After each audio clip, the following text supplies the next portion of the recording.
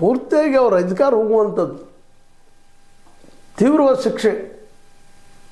ಯಾಕೆಂತಂದ್ರೆ ಎಲ್ಲಿವರೆಗೆ ನಾವು ಶಿಕ್ಷೆಯನ್ನು ಒಂದಿಷ್ಟು ಹೆಚ್ಚು ಮಾಡೋದಿಲ್ಲವೋ, ಅವ್ರ ಮೇಲೆ ಕಠಿಣ ಕ್ರಮ ತೆಗೆದುಕೊಳ್ಳೋದಿಲ್ವೋ ಅಲ್ಲಿವರೆಗೆ ಇಂಥ ನಿಲ್ಲುವುದಿಲ್ಲ ಅನ್ನುವಂಥದ್ದು. ಇವರು ಪೊಲೀಸ್ ಕಚೇರಿಯಿಂದ ಪೊಲೀಸ್ ಅಧಿಕಾರಿಗಳಲ್ಲಿ ಭಾಳ ಜನ ಬಟ್ಟೆ ಒಳಗೆ ಹಂಚಬರ್ಗಲ್ಲಿ ಇರ್ತಾರೆ ರೀ. ಇವರು ಆ್ಯಕ್ಷನ್ ಆಗಬೇಕು ಅವ್ರ ಮೇಲೆ. ಇದೇನೋ ಮಾಡಿದಾರೆ.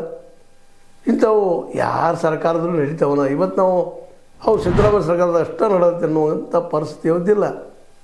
ಈ ಹಿಂದಿನ ಸರ್ಕಾರದ ಮೇಲೆ ಆರೋಪ ಇದ್ದು BJP ಸರ್ಕಾರದ ಮೇಲೆ ಕರಾವಳಿ ಏರಿಯಾದಲ್ಲಿ ಸುಧಾ ಪೊಲೀಸರನ್ನ ಏನಪ್ಪ ಅಂದ್ರೆ ಸರ್ಕಾರ ಹೆಂಗಿರ್ತದೆ ಅದ್ರ ಪ್ರಕಾರ ಹೋಗ್ತಾರಂತ. ಅವತ್ತು ಕೇಸರಿ ಹಾಕೊಂಡು ಮಾಡಿದ್ದನ್ನು ದೊಡ್ಡ ಪಬ್ಲಿಷ್ ಆಗಿತ್ತು ದೊಡ್ಡ ಪ್ರಮಾಣದಲ್ಲಿ. ಮನೆಗೆ ಇಲ್ಲ ಕೇಸರಿ ಮಾಡಿದಾರಪ್ಪ ಪೊಲೀಸರನ್ನು ಅಂತ ಆವತ್ತು ಆರೋಪಗಳಿದ್ವು. ಎಲ್ಲ ಆರೋಪ ಬಗ್ಗೆ ಮಾತಾಡ್ತಾ ಇದ್ದೇನೆ. ಅಂದ್ರೆ ಯಾರೇ ಬಂದರು ಈ ರಾಜಕಾರಣಿಗಳು ತಮ್ಮ ಅವ್ರ ಅನುಕೂಲ ಆಗುವಂಗೆ ಇವ್ರು ನಡ್ಕೊಂಡು ಹೋಗಿಬಿಡ್ತಾರೆ. ಇದನ್ನು ಡಿರೇಲ್ ಮಾಡಬೇಕಾಗಿದೆ ಇವತ್ತು. ಇದು ಸಿದ್ದರಾಮಯ್ಯನ ಸಾಧ್ಯನ ಅಂತ. ಸ್ವತಂತ್ರವಾಗಿ ಕಾರ್ಯ ಮಾಡಬೇಕು ಅವ್ರು ಪೊಲೀಸರು. ಯಾರು ಹಸ್ತಕ್ಷೇಪ ಇಲ್ಲ, ಮತ್ತು ಭ್ರಷ್ಟರಾಗಬಾರ್ದು. ಇಂಥದ್ದು ಇನ್ನಷ್ಟು ಏನಾದರೂ ಕಾನೂನು ತರಲಿಕ್ಕೆ ಸಾಧ್ಯ ರೈತರಲ್ಲಿ. ಯಾಕಂದ್ರೆ ಬೇರೆಲ್ಲ ಎದ್ದು ಹೊಲ ಮೇದಾಗ ಅದು ಹೊಲ ಕಾಯೋರು ಯಾರು?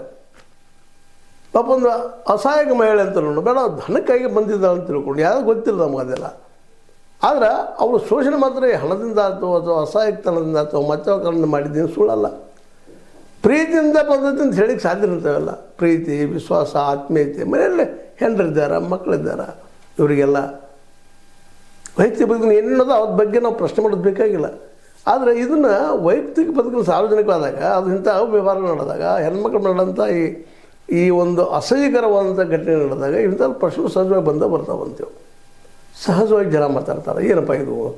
ಹೀಗಾಗಿ ಇವತ್ತು ಸಾಯಂಕಾಲ ಆದ್ಮೇಲೆ ಪೊಲೀಸಿಗೆ ಹೋಗಿ ಗಂಡ್ಮಕ್ಳು ಅನ್ನಿಸ್ತಾರೆ, ಬ್ಯಾಡ್ ಬಿಡ್ರಿ ಕಂಪ್ಲೇಂಟ್ ನಾಳೆ ಕೊಟ್ಟರೆ ಆಯ್ತು ಅಂತ. ರಾತ್ರಿ ಯಾರೋ ಬಡದ್ರು ಮಾಡಿದ್ರು ಏನೋ ಆಯ್ತು ಅಂದ್ರೆ ಕಂಪ್ಲೇಂಟ್ ಅನಿಸ್ತದೆ ಜನ.